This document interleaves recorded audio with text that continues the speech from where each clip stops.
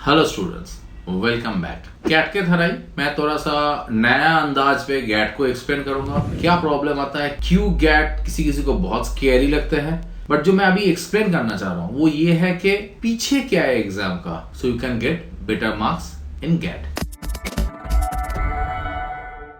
सिर्फ एक सिलेबस है उसको पढ़ना है ऐसे मत करो। थोड़ा समझो कि सिलेबस एक्चुअली टेस्ट आपका ले क्या रहा है, और अगर आपको प्रॉब्लम लग रहा है तो प्रॉब्लम क्यों लग रहा है। तो अगर गैट को हम लोग एक्सप्लेन करें, वह है general ability test. Again ability test को हटाते हैं। जनरल क्यों बोला जाता है? जनरल ये बोला जाता है कि ये एक बहुत बेसिक मैथमेटिक्स इसमें यूज होता है, क्योंकि मैथमेटिक्स जो है वो फैशन पे, जो फैशन के कुछ कुछ चीजें हैं जिसमें आप ड्रेपिंग वगैरह बोलो, जो पैटर्न मेकिंग बोलो, इन सब चीज में मैथमेटिक्स का एक रोल है। तो बेसिक जो मैथमेटिक्स है ये आता है कि नहीं वो बहुत जरूरी है। और बेसिक मींस मैं 2+2 4 नहीं बोल रहा हूँ, थोड़ा सा आगे क्लास 10 तक पहुंचो तो ये जो मैथ का सब्जेक्ट है यहाँ पे, ये मेजरली 9-10 की जो मैथ्स है उसी से ही आता है, इससे ज्यादा नहीं। तो 9-10 तक मैथ आपने डेफिनेटली किया है, जैसे भी हो, अच्छा हो बुरा हो, किया है। और आगे जो निफ्ट में एग्जाम में क्वेश्चन आएगा वो इसी के बेसिस पे ही आएगा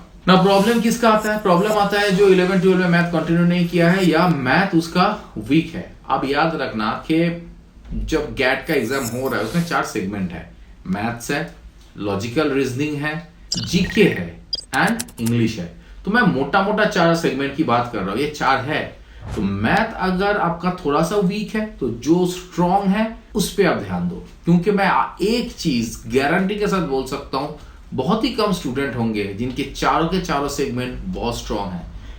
क्यों बोल रहा हूं ये? अगर थोड़ा सा समझने की कोशिश करोगे तो देखना कि मैथ, लॉजिकल रीजनिंग एक तरह के स्टूडेंट का होता है जो साइंस लेता है, कॉमर्स लेता है, इस तरह का जो भी लेफ्ट ब्रेन वाला सब्जेक्ट ज्यादा चूज करता है। इंग्लिश हो गए, जीके हो गए, ये एक तरह के लोग हैं जो लोग आर्ट्स चूज कर रहे हैं उनके ज्यादा फोटे होती है। तो कहीं ना कहीं इसमें जो भी क्वेश्चंस आता है ना, जो जनरल एक्सट्रीम होती है, साइंस, कॉमर्स, आर्ट्स, इन सब के ही एक फ्लेवर इसमें ऐड होता है। तो कोई मैथ में स्ट्रांग होता है तो जनरली इंग्लिश में थोड़ी वीक होती है, या इंग्लिश में स्ट्रांग होता है तो लॉजिकल रीजनिंग में वीक होता है। तो चारों के चारों सब्जेक्ट में जो स्ट्रांग है वो डिजर्व करता है निफ्ट के पहला 50 में, पहला 10 में आने के लिए। तो उनको आप छोड़ दो, उसके बाद भी सीट पड़े हुए हैं। तो उसमें आप ये देखो कि आप किस में स्ट्रांग हो, उसको और भी स्ट्रांग करो, और जिसमें वीक हो उसकी जो रीजन है उसको समझो, और उसमें एक मोटा मोटी आइडिया डेवलप करो, सो दैट आप एक बेसिक आंसर तो दे सको, कुछ मार्क्स उसमें ला सको। चलो वापस आता है मैथ्स में। मैथ का आपको मैंने एक्सप्लेन ही किया है कि 9-10 के आते हैं और क्यों जरूरत होता है। और सबसे ज्यादा जरूरत होता है जब आप बड़े फैशन डिजाइनर बन जाओगे, बहुत अर्न करोगे, उसका भी तो हिसाब रखना पड़ता है ना, इसलिए बहुत जरूरी है।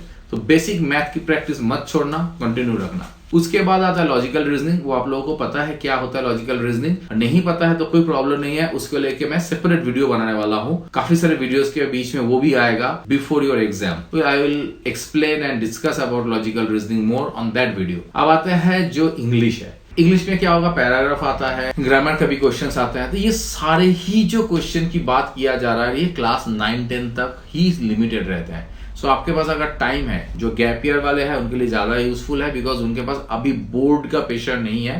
बाय द वे, मैं बोर्ड और निफ्ट के ये प्रेशर को कैसे हैंडल करना है इसको लेकर दूसरा और एक वीडियो के साथ आ रहा हूं। नाउ बात ये है कि लॉजिकल रीजनिंग की बात समझ में आता है, मैथ की बात समझ में आता है, इंग्लिश आपको मैंने बोल दिया है कि एक बहुत बेसिक चीज होती है।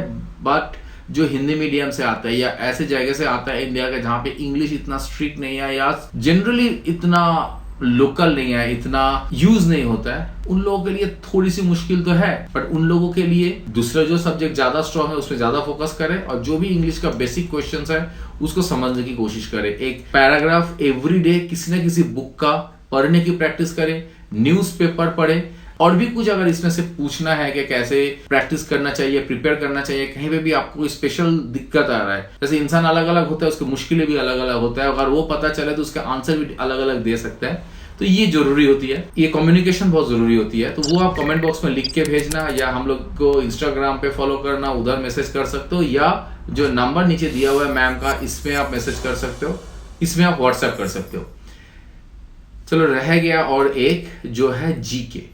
जीके एक बेसिक चीज है। जीके और इंग्लिश ऑलमोस्ट एक तरीके से आप प्रैक्टिस कर सकते हो, क्योंकि आप अगर रेगुलर बेसिस पे न्यूज़पेपर पढ़ोगे, इंग्लिश न्यूज़पेपर, तो आपके इंग्लिश भी ठीक होगा और साथों साथ जो आपका जीके है, जो भी आसपास घट रहा है उसके बारे में भी एक अवेयरनेस मिलेगा, आपको एक अंडरस्टैंडिंग होगा। और एक चीज बोलूंगा, जो स्पेशल टिप्स है जीके में, ऑब्वियसली जनरली जो हो रहा है उसके साथ साथ fashion trend, film industry, fashion weeks या जो भी फैशन रिलेटेड बात है, बिकॉज अल्टीमेटली तो फैशन मेजर है यहाँ पे, तो इसके बारे में भी थोड़ा सा अवेयरनेस बिल्ड करना। सो मोरलेस ये एक general awareness about the fashion industry और आसपास जो भी घट रहा है, पॉलिटिकली हो या मेजर कोई इंसिडेंट हो। जैसे इसमें मैं सिंपल सी बोल सकता हूँ कि कौन सी कंपनी ये जो कोरोना है उसके वैक्सीन लेके आए हैं, या वर्ल्ड में कितने कंट्रीज इफेक्टेड हुए हैं कोरोना में। ये सारे जनरल नॉलेज की पार्ट है। ये एक्चुअली एक बेसिक इंस्टिंक्ट होते हैं जो लोग जानने की कोशिश करते हैं, और निफ्ट यही टेस्ट करता है कि आपके पास ये बेसिक इंस्टिंक्ट है कि नहीं, कि आप एक अपने आप को अवेयर सिटीजन की तरह पेश करें। So basically if you are a sensible aware citizen, आपके पास जीके के आंसर होंगे।